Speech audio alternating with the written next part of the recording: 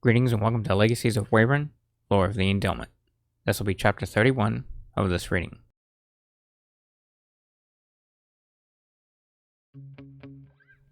After a minute's standoff, I quickly pulled my sword back and jolted towards Koro, baring my fangs. The wolf tried to stab me with his swords, but I dodged them by shimming out of the way of each one. Just as I reached him, I swung my sword down, but Koro blocked it by shooting out a quick blast of energy from his mouth. However, that action distracted him from me as I headbutted him hard in the neck, slamming the wolf to the ground 15 feet from where he stood. Koro's two swords jumped up and swung themselves around, then they jolted towards me. They swung at my head in a scissor motion, but they were blocked by my own sword.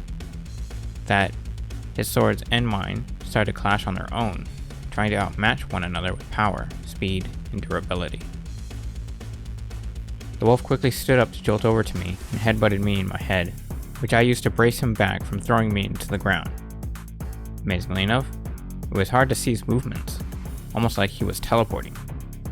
They were indeed silent as well, yet that wasn't going to help him. As I braced against him, I knew I was once again in a deadlock. Damn deadlocks. Never useful. Koro laughed, then said, "Amazing. I underestimated you, Endelment. You are strong. However, you lack power, which I exceed in." He gave me a quick shove back, breaking the deadlock, then turned around from his right and swung his tail around to strike me. I was barely able to dodge it, jumping back a couple feet, and having his tail slightly nick the edge of my snout, putting a small cut on it. The amount of force Koro used in his swing was so great that the rain flinging off his tail was like bullets when they struck the rocky mountainside. One droplet shot by my face and cut just under my left ear. When Koro came around from his swing, he charged a large amount of energy into his mouth again and moved to aim it at me, quickly bracing himself to fire the blast. It struck me hard enough to send me past Nanye, right into the ground about 10 feet from her. I quickly recovered from the attack and jolted back over to the wolf, jumping from side to side off the rocks nearby. However, as I jolted to attack him, Koro leaped and grabbed the back of my neck with his mouth. He then quickly spun me around with him and threw me up into the mountainside above the walkway on the right side. Instead of crashing into the rocks, I flipped myself to have my paws slam onto them as I charged a powerful energy blast into my mouth. I aimed and shot at Koro with a surge of red energy, able to push me into the rocks and nearly break apart the mountainside. Halfway towards Koro, the surge was intercepted and cancelled out from one of his swords. The weapon was instantly shattered into pieces by my own sword with one mighty blow. However, the second sword that Koro had changed into a large double-edged sword and grew twice its own size. With that, the battle between the two blades waged on, with even more rage and force than before. While the sound of the blades clashing echoed through the valley, Koro and I charged at each other and had some clashes of our own, on the ground, the mountainsides, and even in the air. The battle got so intense between us that both of us were beginning to pant from the loss of energy, but we continued our attacks and clashes, nearly in rhythm with the lightning and thunder. After a few minutes, Koro grabbed me again by the scruff of my neck hard with his mouth. He then spun me to throw me down into the ground about 50 feet below us. He slammed me in front of Nanye, just at her feet, where I gave a loud yelp in pain. I laid on my stomach, cut and torn, with some of my wounds reaching down deep into my bones. My sword clashed one last time with Koro's, then it dropped from the sky and flopped onto the ground in front of me, my energy unable to hold it anymore. Koro's sword floated down and onto his back as he proudly stood with his battle scars and said, "Not bad, kid. Not bad. I haven't had a good fight like that in a long time. But like I said, you lack power." I struggled to stand as he continued, "Give it up, Endelment. It's over for you. Once again, the wolf gods reign supreme as the most powerful gods in this or any other realm. With that, all the other wolves raised their heads up and gave a loud howl. As I stood up, I said, "I'll show you power." I channeled all the energy I had left and let it flow wild with my mind, mixing all of my emotions with different energy outbursts that I had. One outburst of my energy took full control of my sword again and sprung it up off the ground, quickly swinging it onto my back. Another outburst stole energy from those around me to have my body recover from the energy loss, along with heal my wounds. Another two created one white and one black blade, both just like the crystal broadsword that had smoke coming off them, with the black one moving to my right side and the white one to my left. The last outburst gave me an extra boost of energy that I could use at will, more than enough to destroy even a god. It was amazing, even to me. I was somehow able to create blades out of pure energy, from both my dark and light emotions. My greed gave me energy from the living beings around me. My purity somehow gathered even more from the core of the realm.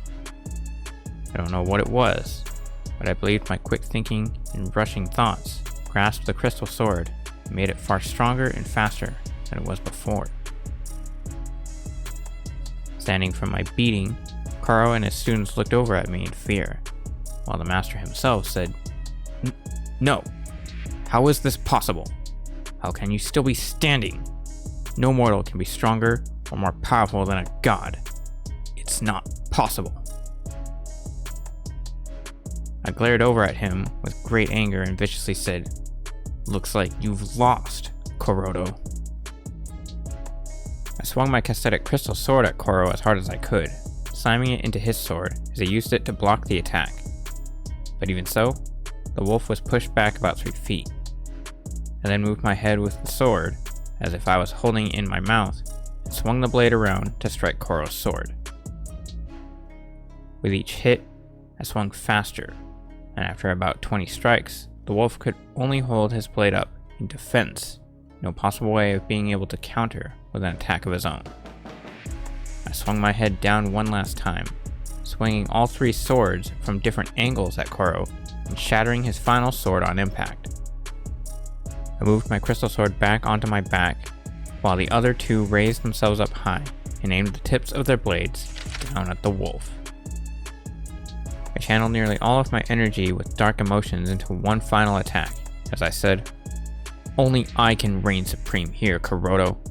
You should have realized that before you tried fighting the Endelment." The black and white blades then quickly shot down and stabbed through Koro's body to keep him still, while I charged a final blast of energy into my mouth. However, before the blast was completely formed, I calmly said, "It's over." With that, I turned my head to my right side, then jerked back towards Koro to aim the blast and fire it with such intense force that it pushed me back a foot, even with my claws dug deep into the ground to brace myself. The blast I created was a large and intense burst of a flamethrower that was pitch black, with dark red at the ends of it and white lightning bolts streaking around it, the attack being twice as big as the wolf himself.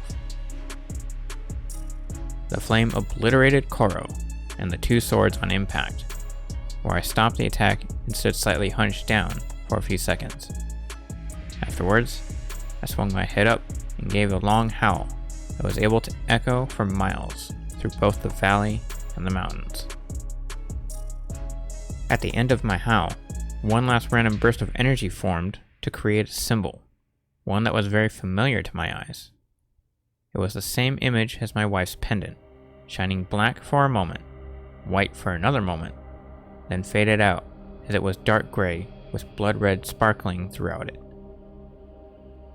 Uncaring to what had been shown to me and everyone else around, I looked over to my right at one of Koro's students and said, "Have fun, knowing that your almighty master Kuroto Maru was obliterated by a simple mortal." I then started to walk away towards the hidden temple, with Nanye following me as my final word in was idiots. Surprisingly, the wolves first stood still, then they tilted their heads down in shame as we left their presence. The crystal sword on my back reverted back into its simple form and moved itself under my black leather collar, where it disappeared. However, to my normal state, the crystal really placed itself back into my pants pocket.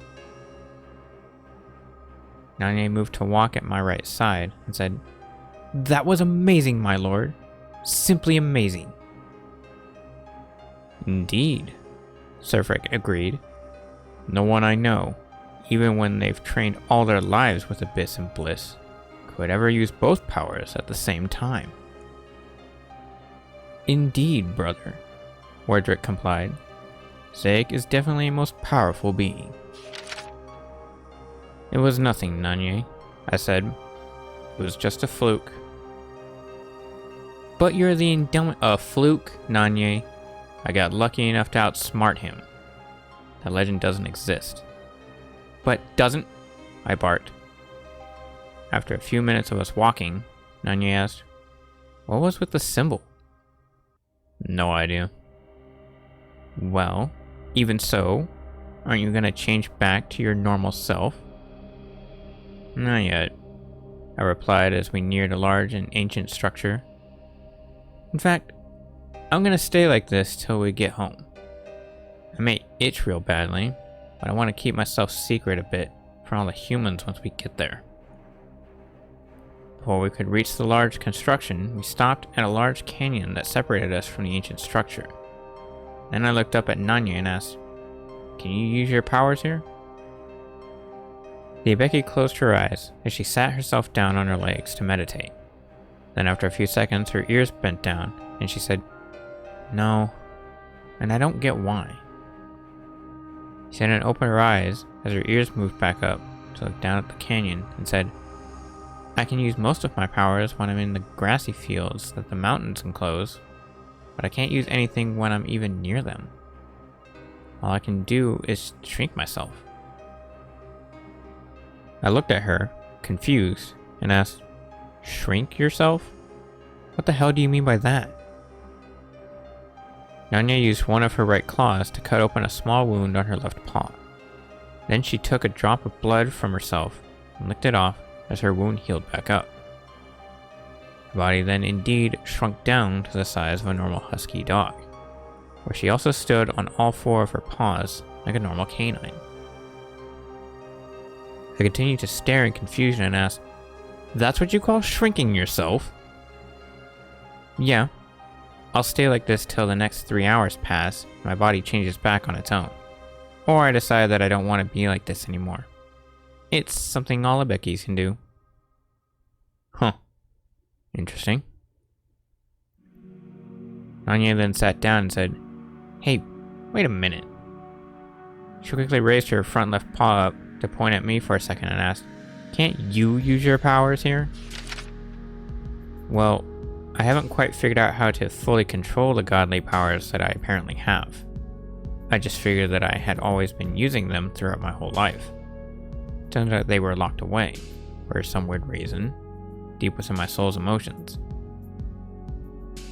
"How can you say you're not the Endelment, yet think you have godly powers, which for a mortal only the Endelment could have?" I shrugged my shoulders at that, then quickly looked at her and barked, "Shut your face!" Nanya just giggled at that, while I moved to sit down as I stared off at the ruins in silence for a few seconds. I pondered about myself and about being the Endelment, still thinking it was stupid and unlikely. After a while, I looked down at the ground near my front paws and said, "I wonder." I sat there for a few seconds, then Nanya looked at me, confused, and asked, "Yeah? You wonder what?" I looked up at the Abeki and said, "Nanya, I don't feel as though I am this Endelment. And even so, I don't want to be." I turned back out to the temple and continued, What if it grows out of control My emotions grow wild, and I can't stop myself. Nanya gave me a light smile as she moved closer to me. Then she placed her arms around my neck and hung on to me. She moved her head to nearly have the tips of our noses touching, while she said, "Don't worry, my lord. I believe that you are the legend, and that you can bring peace to those around you. Just do what you know is right, and nothing will go wrong." I looked at her and smiled, then said, "Alright."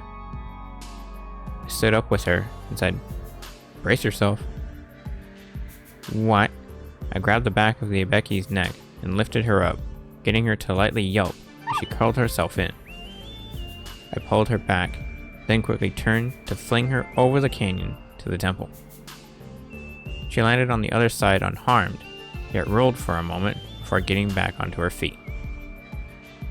Nanya shook herself, then turned to me and called out, "You psycho! Don't scare me like that again!" I laughed and was about to leap over, but stopped when I heard the sound of rocks falling down one of the sides of the mountains. I turned back towards the valley and saw that the entire pack of wolves from before had appeared.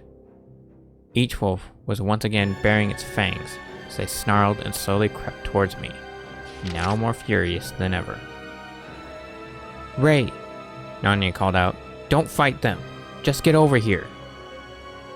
"Won't help," one wolf said that stood in front of the pack. "Even if you run, we will follow and take you down.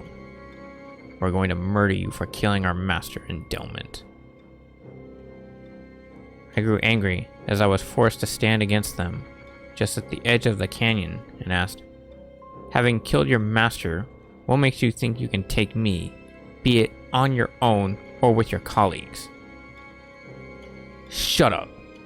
We're going to avenge our fallen master by killing you, Endelment. But the girl? She's ours to have at." I took a step towards them with my right front paw and barked, "No, you won't." I quickly took in a deep breath and let it out as a large white flame, moving my head from left to right to push back the wolves. Thwarted by my motion, the wolves stepped back and snarled at me. Some of them even barked at me viciously. Afterwards, I turned my head back at the one wolf that spoke before and said, "Even if I die here, I'm not going to let you even touch her." "Ray!" Nanya yelled. "Don't!" As my blood-red aura spiked around my body, Wardrick said, "Yes, my lord. That's it.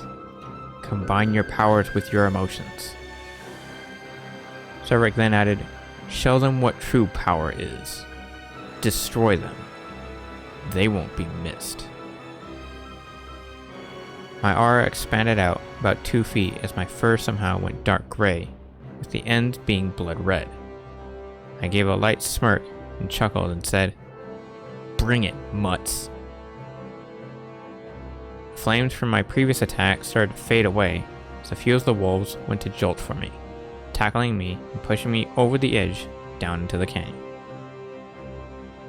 Nanya ran over to look down and watch me fall into the canyon, while she called out, "Zaec!" I fought off the 2 wolves, kicking and biting them while shooting quick bursts of energy from my mouth as we fell. After about a 200-foot fall, the 2 wolves moved themselves to charge at me for an attack. Yet just before they reached me, a large pair of wings sprouted and spread out from my back to catch me from my fall. With that, I watched the 2 wolves slam into each other and continue into the deep, dark canyon, where they simply disappeared. Surprised and overjoyed with having completely figured out how to use my true powers, I laughed a bit, then looked up at my new wings to find that both were the same color as my fur, dark gray, and went blood red at each edges. Just as I looked up at them, I said, "Oh shit, that scared me. Thought I was really done for." I then looked down at where the 2 wolves fell and said, "Guess even fear can bring out my powers." Felt myself starting to daze off, as if I was about to pass out, then shook my head to keep myself awake. Better get out of here. I used my new wings to fly myself up and over the canyon as I charged another powerful energy blast into my mouth.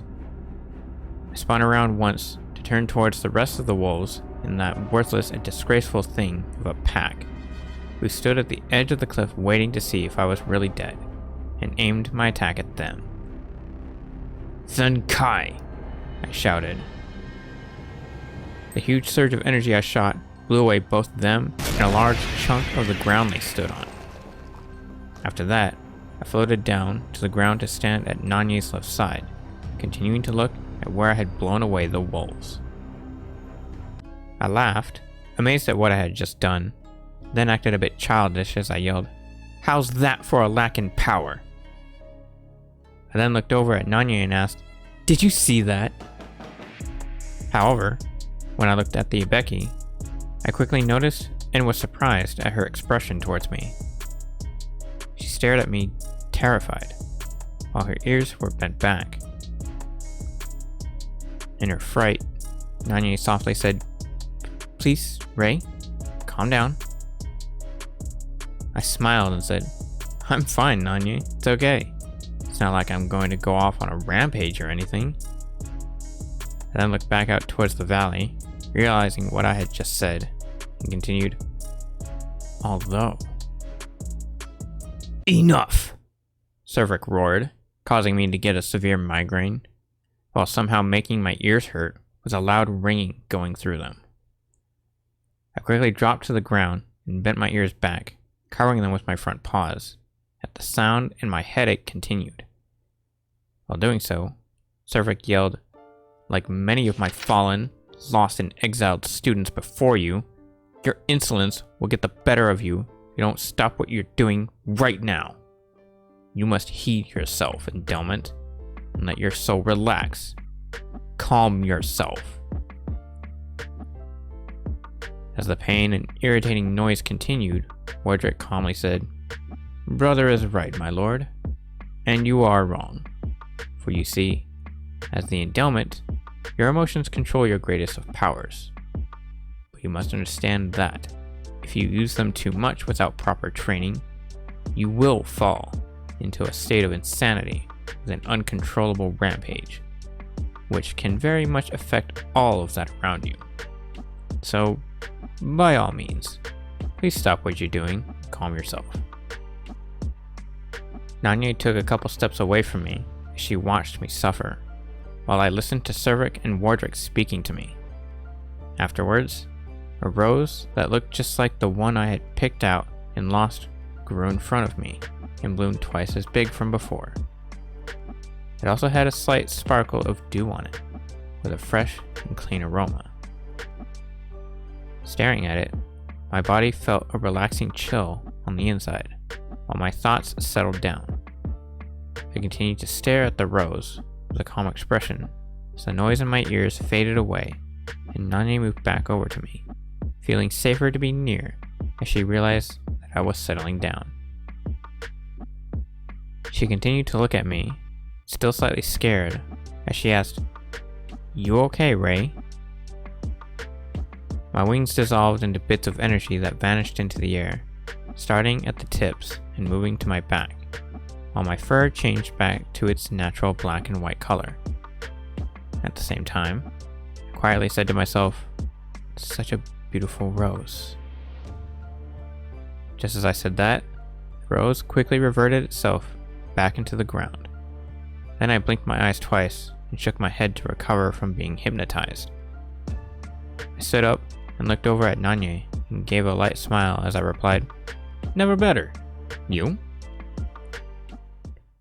Before she could answer, dark storm clouds began to form above us again, with bright lightning and roaring thunder that seemed to be coming in from over the valley. We looked over, startled, and saw a brightly shining white wolf sitting just at the edge of the crater that I had made with my powerful energy blast. The wolf stared over at us with its head down slightly and a vicious glare from its golden eyes and silver pupils. Koju. Nanye looked over at me and asked, "Who's that? Another student of Koros?" I looked over at her, confused, wondering how she couldn't have known. Then I just let it go and turned to the temple as I said, "Let's just go." I felt myself starting to daze off again, with some of my strength dissolving from my arms and legs. Then I shook myself a bit to regain my focus.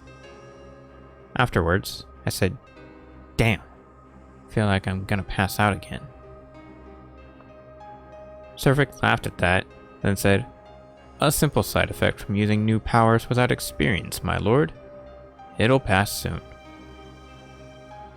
As I pushed myself to continue, with Nanye following at my left side, I said, "Guess that would make sense." "Who are you talking to?" Legacy asked. "No one." "I'll show you who's no one." The Hidden Temple's ancient structure led Nanye and I down a hallway that was well lit by a row of torches hung along the walls. At the end, about half a mile far, there was again another doorway. However, there didn't seem to be any markings on it, and it looked to be a simple old brown wooden door that stood about 10 feet tall. "You know," Nanye said, "I just realized something." "What?" "Before we went on this little adventure, you said that you didn't know where you were or what you were doing here, right?"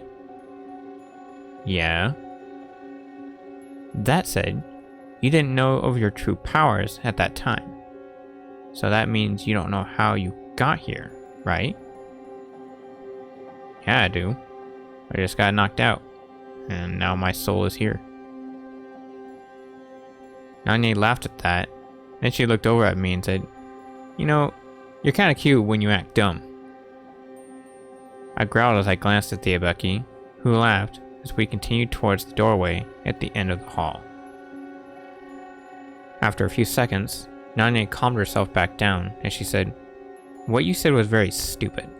You know your soul can't be completely separated from your body. It just wouldn't make sense." "Nothing else that I've done does, so I figured that's how it was. Especially since it was like that the last few times I came here." "Really? Were there other gods around you, like in this realm?" I looked down as I thought about the last few times I was in the realm of gods. Then I looked back up and replied, "No, just some of the big guys. But the place looked the same the last time." "Then you were in a temp world and someone felt to make you familiar to this one."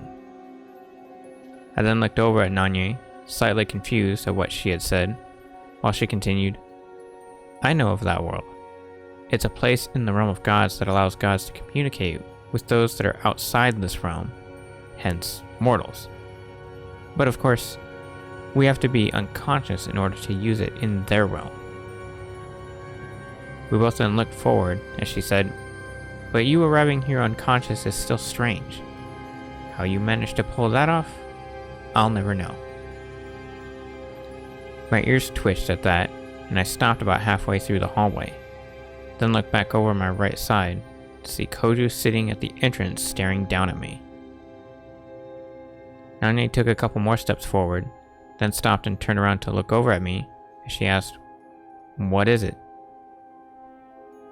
I glanced over at her, slightly spooked, but I didn't answer. I then looked back to see that Koju had vanished from where he once stood. Oddly enough, he had left nothing but a slight bit of confidence and peace in my heart. Even though he had said and done nothing when I saw him, I felt as though he was the one that really helped me this whole time, brought me here, and helped calm me down with the rose. So with that, I turned back to head down the hallway with a light smile as I replied, "It's nothing." Legacy continued to walk with me as she stared at me for a moment, confused, and said, "You were strange getting here and now you're strange leaving. You're an awkward dog, Fluffy." "Fluffy?" When I asked, Nanye just sniggled. Afterwards, I barked, "Whatever to you poodles." "Poodles? Don't call me Fluffy. Otherwise, I'll call you Poodles forevermore." Fine. Be that way, Fluffy. Shut it, Poodles. With that, Nanya chuckled and she gave me a goofy, sinister smirk. Just as we reached the doorway, I started to hear the whispers once again. Only this time, I was awake. However, they were calm, nearly quiet, almost as if they were finally fading out of my head. As I listened, one of the whispers began to grow louder than the others as it repeated, "Only he who brings them together as one can open this door." I motioned to sit down and stare at the door, while Nanya said, "Well, we need to figure out how to open this door. Of course, for the life of me, I don't have a clue of what could even possibly work. And I seriously doubt either John or Sam know." She then looked over at me as she sat down and asked, "You okay, Ray?" Mesmerized by the door, somehow, I ignored the Abeki as the one whisper said, "Though they can be joined together, you shall banish them apart. Ray, you shall bring forth the end to all that have brought forth life into this time. Zaec, hello. The two brought forth to bring destruction shall bring your peace." Nanya grew angry at me and yelled, "Hey, wake up, Fluffy! You must call upon them to seal their fate." Nanya stood up to reach and bite my right ear hard as she growled at me, still trying to get my attention. However, I didn't react a bit to it and continued to stare at the door as the whisper continued, "They shall have retribution. They shall have sacrifice. They shall have blood." Nanya let go of my ear as she started to get upset and asked, "What's wrong with you? Why are you acting like this?" "We grant this prophecy and shall hand down the name Rokardrek Gaken, the shining sword of bliss." The doorway opened and I was released from my trance, then shook my head slightly and looked over at the Abeki a bit confused and asked, "You say something?" Nanya just stared at me with angry eyes and growled at me lightly, while the door stopped halfway and the whispers vanished again. I looked over past the doorway a bit to see nothing but darkness leading down from them, which confused me and got me to tilt my head slightly to the right. Before I could react to it, out from the darkness, a small stick was thrown out and it smacked me in the center of my forehead. It hit hard enough to push my head back slightly, while it also made a clunking sound as it struck me. As the stick hit the ground in front of me, the doors quickly slammed shut, and Nanya said, "Idiot. That's what you get for not listening." I blinked my eyes twice, wondering what just happened. Then I moved to look down at the stick in anger. All this thing was really just a simple stick. A light brown, tree branch-like cylinder that was a foot long and 2 inches thick, with a very tiny sunflower that grew out from a small pot on the side. Examining the stick, I asked, "What the hell is this? Is this all we came down here for? A stick?"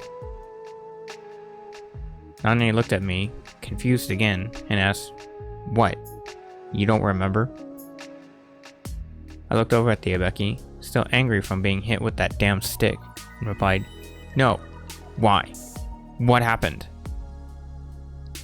She giggled as she stood up and turned to head out to the entrance of the hallway, then said, "Forget it, my lord. If you don't remember, then just sleep on it for now." She stopped after a few feet to turn back to me and said, "So pick up the stick like a good little boy and let's go home."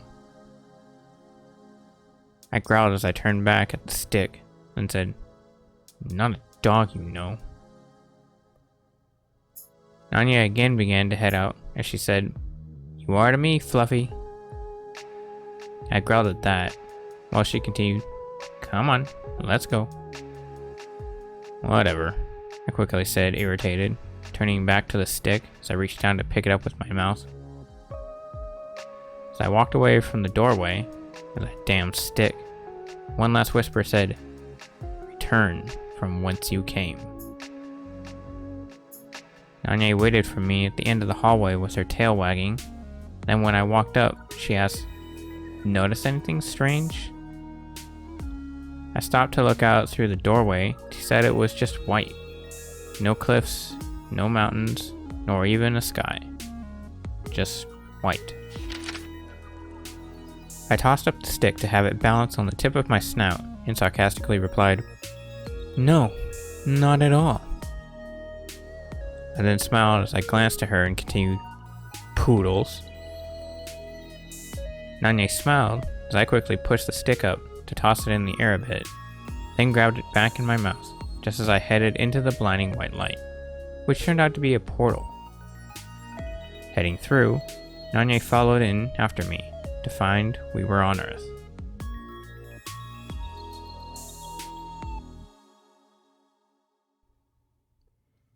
The portal sent us back to Manhattan in New York, with the air being very cold as the wind was blowing slightly from the northeast and a thin layer of complete cloud cover above us.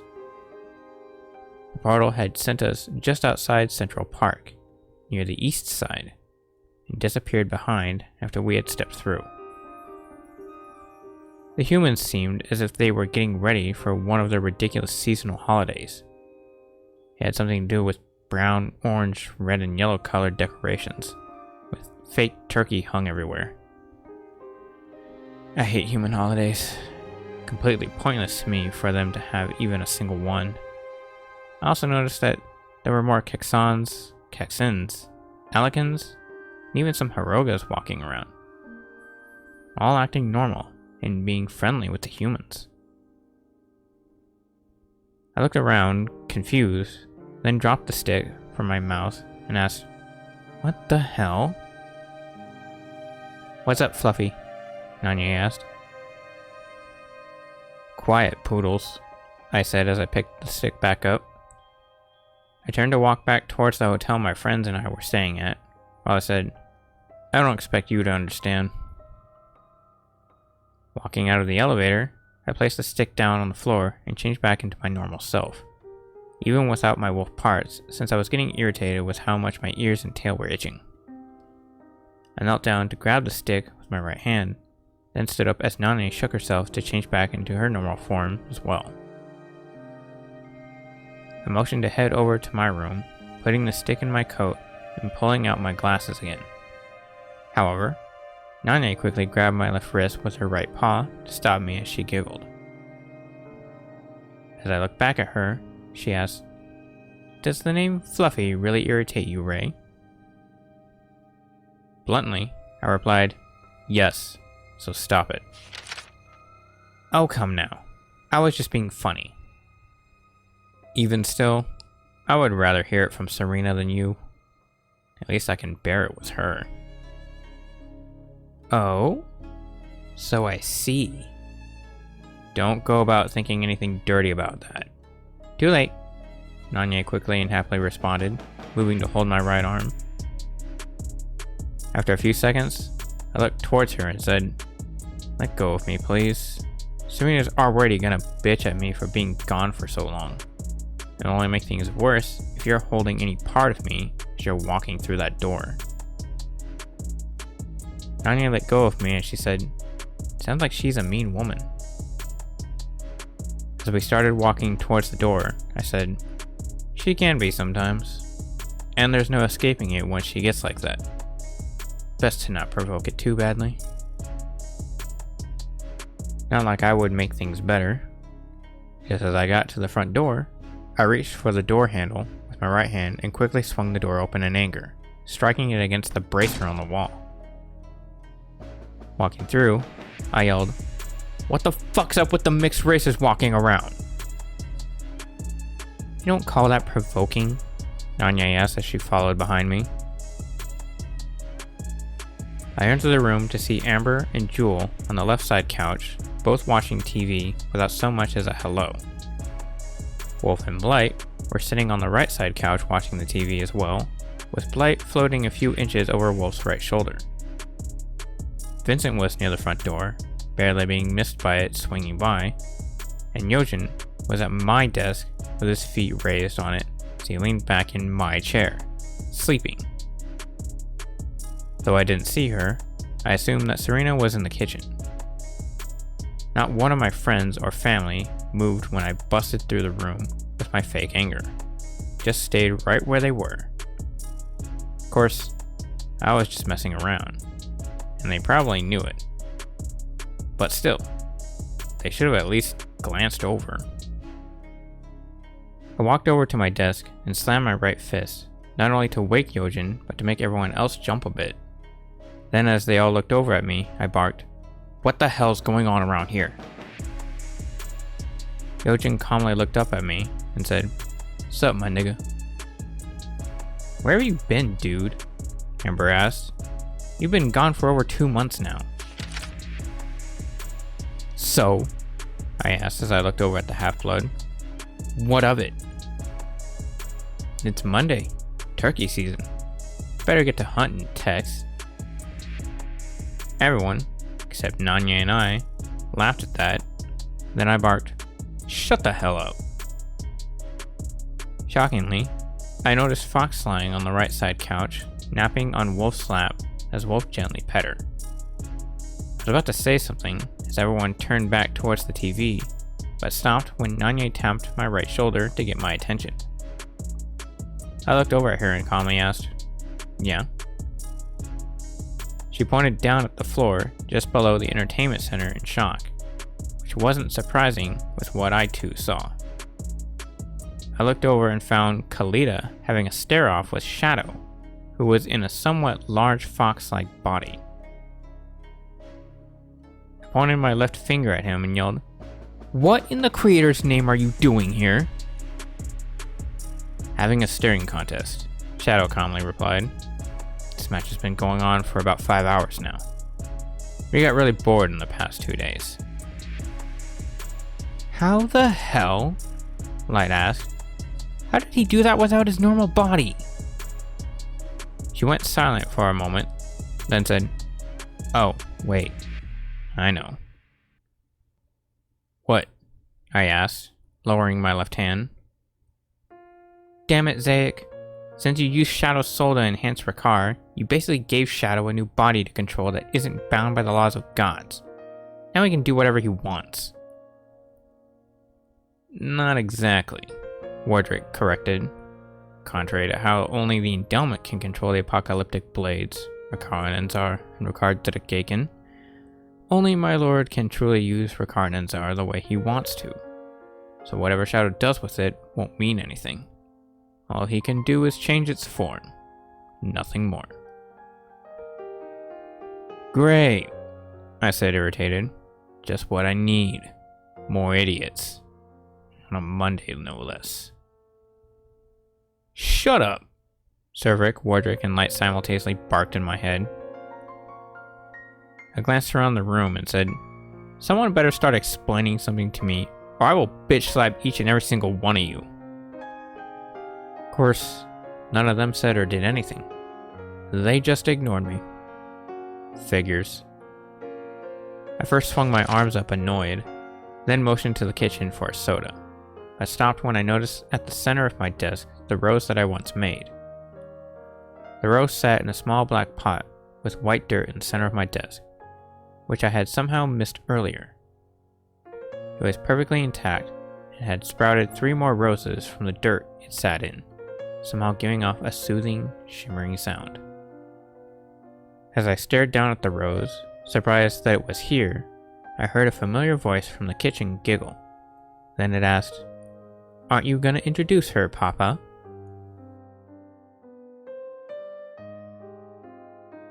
This concludes the reading of Chapter 31. Thank you all for watching and listening. If you like what you've seen and heard, there will be a link to my physical works in the description below. With that being said, stay safe, take care, and we'll see you again next week, reading Chapter 32.